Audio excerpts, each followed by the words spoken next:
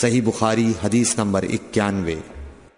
ایک شخص عمیر یا بلال نے رسول اللہ صلی اللہ علیہ وسلم سے پڑی ہوئی چیز کے بارے میں دریافت کیا۔ آپ نے فرمایا اس کی بندھن پہچان لے، یا فرمایا کہ اس کا برتن اور تھیلی کو پہچان لے، پھر 1 سال تک اس کی شناخت کا اعلان کراؤ، پھر اس کا مالک نہ ملے تو اس سے فائدہ اٹھاؤ، اور اگر اس کا مالک آ جائے تو اسے سونپ دو۔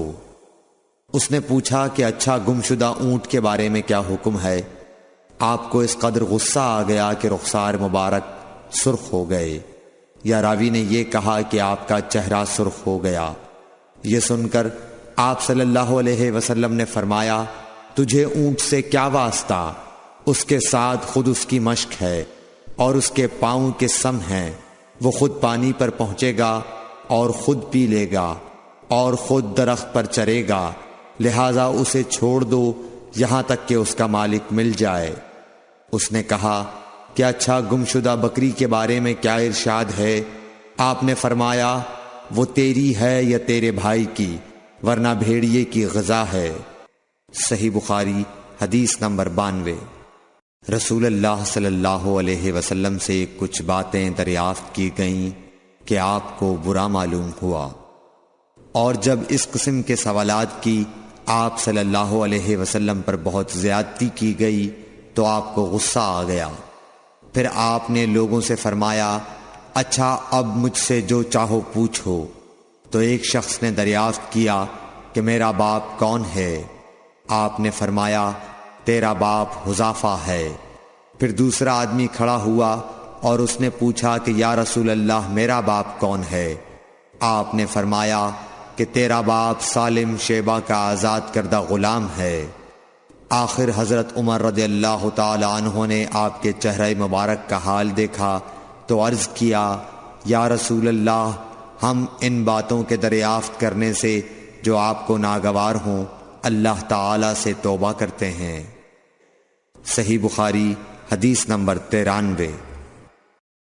ایک دن رسول اللہ صلی اللہ علیہ وسلم گھر سے نکلے تو عبداللہ بن حذافہ کھڑے ہو کر پوچھنے لگے کہ حضور میرا باپ کون ہے؟ آپ نے فرمایا حذافہ۔ پھر آپ نے بار بار فرمایا کہ مجھ سے پوچھو۔ تو حضرت عمر رضی اللہ عنہ نے دو زانو ہو کر عرض کیا کہ ہم اللہ کے رب ہونے پر، اسلام کے دین ہونے اور محمد صلی اللہ علیہ وسلم کے نبی ہونے پر راضی ہیں، اور یہ جملہ 3 مرتبہ دہرایا۔ پھر یہ سن کر رسول اللہ صلی اللہ علیہ وسلم خاموش ہو گئے۔ صحیح بخاری حدیث نمبر 94۔ نبی اکرم صلی اللہ علیہ وآلہ وسلم جب سلام کرتے تو 3 بار سلام کرتے، اور جب کوئی کلمہ ارشاد فرماتے تو اسے 3 بار دہراتے یہاں تک کہ خوب سمجھ لیا جاتا۔ صحیح بخاری حدیث نمبر 95۔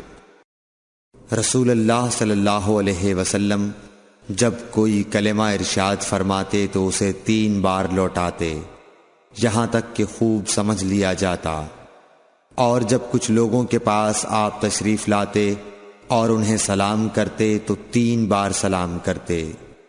صحیح بخاری حدیث نمبر 96۔